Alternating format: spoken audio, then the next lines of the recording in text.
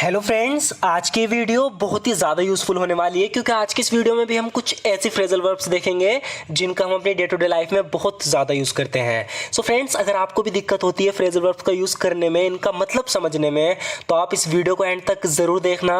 आपको एक अंदाज़ा हो जाएगा कि हम इनका यूज़ कैसे करते हैं। सो फ्रेंड्स, बिना किसी देरी के शुरू करते हैं आज की वीडियो।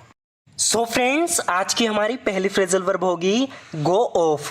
गो ऑफ एक ऐसी फ्रेजल वर्ब है जिसकी काफ़ी सारी मीनिंग है। तो इसकी सबसे पहली मीनिंग देखते हैं। इसका हम तब यूज़ करते हैं जब लाइट या बिजली चली जाती है। जैसे कि यहाँ पर ये कह रही है, मैं घर के अंदर थी और अचानक से लाइट चली गई। इस इंग्लिश में बोलेंगे, I was inside the house and all of a sudden the lights went of. I was inside the house and all of a sudden the lights went off। यानी मैं घर के अंदर थी और अचानक से लाइट चली गई। I was inside the house and all of a sudden the lights went off। इसका एक और एग्जांपल देखते हैं। यहाँ पर ये कह रहा है, यहाँ बिजली जाती रहती है। इस तरीके से हम बोलते हैं ना कि यहाँ तो बिजली जाती रहती है। इस इंग्लिश में बोलेंगे, the electricity keeps going off here। The electricity keeps going off here। यानी यहाँ तो बिजली जाती रहती है। The electricity keeps going off here. Next example होगा इसका। यहाँ पर ही कह रही है कि कल रात मेरी बिल्डिंग की बिजली चली गई थी। इस इंग्लिश में बोलेंगे, the electricity went of in my building last night. Last night मतलब कल रात। The electricity went of in my building last night, यानी कल रात मेरी बिल्डिंग की बिजली चली गई थी। The electricity went of in my building last night. इस फ्रेजल वर्ब का सेकंड यूज देखते हैं फ्रेंड्स। तो जब भी अलार्म बजता है, अलार्म बजने के लिए भी हम फ्रेजल वर्ब गो ऑफ का यूज करते हैं। मैंने आपको सुबह भी वीडियो में बताया था, इसको अब थोड़ा ध्यान से देखना है। यहाँ पर ही कह रही है, मेरा अलार्म सुबह 6 बजे बजा। तो अलार्म बजने की बात चल रही है, तो हम कौन सी फ्रेजल वर्ब का यूज करेंगे? गो ऑफ का। सेंटेंस पास्ट में है इसलिए गो की जगह वेंट ऑफ आ जाएगा। तो इसकी इंग्लिश होगी, my alarm went off at 6 AM। My alarm went off at 6 AM, यानी मेरा अलार्म सुबह 6 बजे बजा। यहां पर ये कह रहा है कि अलार्म क्यों नहीं बज रहा है। इस इंग्लिश में बोलेंगे, why isn't the alarm going of. Why isn't the alarm going of, यानी अलार्म क्यों नहीं बज रहा। इसका थर्ड यूज देखते हैं फ्रेंड्स। तो यहाँ पे थोड़ा ध्यान से देखना, एग्जाम्पल से समझेंगे। इससे पूछ रहा है कि शादी कैसी रही। ये किसी शादी में गई थी, तो इससे पूछ रहा है कि शादी कैसी रही। तो जब भी हम किसी चीज़ के बारे में इस तरीके से पूछते हैं, जैसे हम पार्टी के बारे में पूछ रहे हैं, कोई पार्टी में गया, हम उससे पूछ रहे हैं कि भाई पार्टी कैसी रही, किसी से शादी के बारे में पूछ रहे हैं, तो इसके लिए भी हम कौन सी फ्रेजल वर्ब का यूज करते हैं? गो ऑफ का।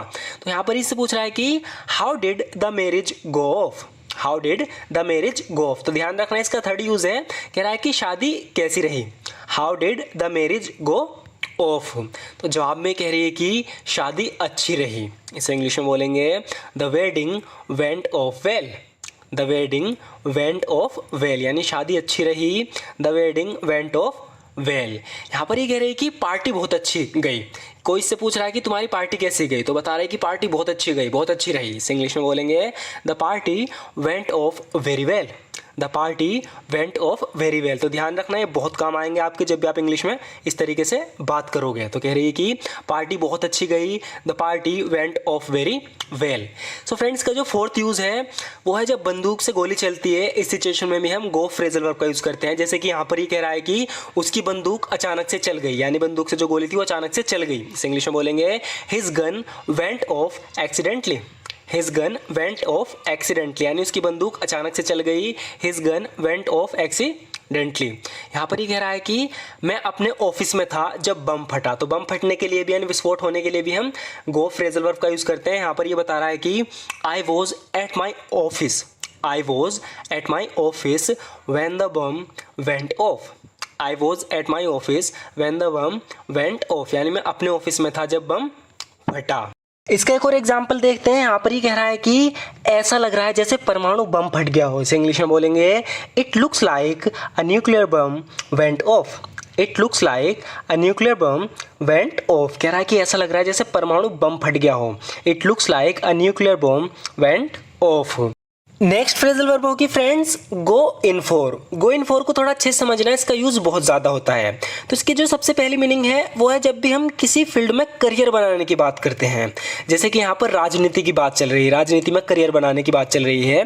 ये लड़की इससे कह रही है कि मुझे लगता है तुम पॉलिटिक्स, पॉलिटिक्स मतलब राजनीति, मुझे लगता है तुम पॉलिटिक्स में जाने की प्लानिंग कर रहे हो। जाने से मतलब है कि इस फील्ड में अपना करियर बनाने की बात प्लानिंग कर रहे हो। तो कह रही है कि मुझे लगता है तुम पॉलिटिक्स में जाने की प्लानिंग कर रहे हो। इस इंग्लिश में बोलेंगे I think you are planning to go in for politics. I think you are planning to go in for politics. मुझे लगता है तुम पॉलिटिक्स में जाने की प्लानिंग कर रहे हो, मतलब कि राजनीति में अपना करियर बनाने की प्लानिंग कर रहे हो। आगे इसको थोड़ा एक और एग्जांपल से समझते हैं। इसकी हिंदी लिखना मैं भूल गया है। यहाँ पर ये कह रही है कि have you ever thought of going in for teaching. तो यहाँ पर ये कह रही है कि क्या तुमने कभी टीचिंग में अपना करियर बनाने के बारे में सोचा है। मतलब बच्चों को टीचिंग मतलब बच्चों को पढ़ाना, टीचिंग मतलब पढ़ाना। तो यहाँ पर ये अपने दोस्त से कह रही है कि have you ever thought of going in for teaching. क्या तुमने टीचिंग में अपना करियर बनाने के बारे में सोचा है। तो ध्यान रखना इसका बहुत ज़्यादा यूज़ होता है। इसका सेकंड यूज देखते हैं फ्रेंड्स। गो इन फॉर का हम तब भी यूज करते हैं जब हम किसी कंपटीशन में हिस्सा लेने की बात करते हैं। जैसे कि यहाँ पर किसी रेस का कंपटीशन चल रहा है, एक रेस हो रही है जो 100 मीटर की है। तो यहाँ पर ये इससे पूछ रही है कि क्या तुम 100 मीटर वाली दौड़ में हिस्सा लेने की योजना बना रहे हो। तो यहाँ पर हिस्सा लेने की बात चल रही है, तो इसके लिए भी हम कौन सी फ्रेजल वर्ब का यूज करेंगे, गो इन फॉर का। इसकी इंग्लिश होगी are you planning to go in for the 100 metre race. Are you planning to go in for the 100 metres race. क्या तुम 100 मीटर वाली दौड़ में हिस्सा लेने की योजना बना रहे हो। इसका एक और एग्जाम्पल देखते हैं। यहाँ पर ये कह रहा है कि मैं सभी प्रतियोगिताओं में हिस्सा लेता हूँ, यानी कि मैं सभी प्रतियोगिताओं में हिस्सा लेता हूँ। इस इंग्लिश में बोलेंगे I go in for all the competitions. I go in for all the competitions, यानी मैं सभी प्रतियोगिताओं में हिस्सा लेता हूँ। नेक्स्ट फ्रेजल वर्ब होगी friends come around. Come around मैंने आपको तब भी बताई थी जब मैंने फ्रेजल वर्ब की सबसे पहली वीडियो बनाई थी। मैं दोबारा से बता रहा हूँ ताकि आपकी प्रैक्टिस हो जाए और जिसे नहीं पता उसे पता चल जाए। तो कम अराउंड का जो सबसे पहला मतलब है वो है होश में आना। जब कोई बेहोश हो जाता है उसके बाद जो होश में आता है उस सिचुएशन में हम इस फ्रेजल वर्ब का यूज़ करते हैं कम अराउंड का। जैसे कि यहाँ पर ये किसी के बारे में बता रही है, वो बेहोश हो गया था लेकिन जल्दी होश में आ गया। इस इंग्लिश में बोलेंगे he got faint but soon he came around.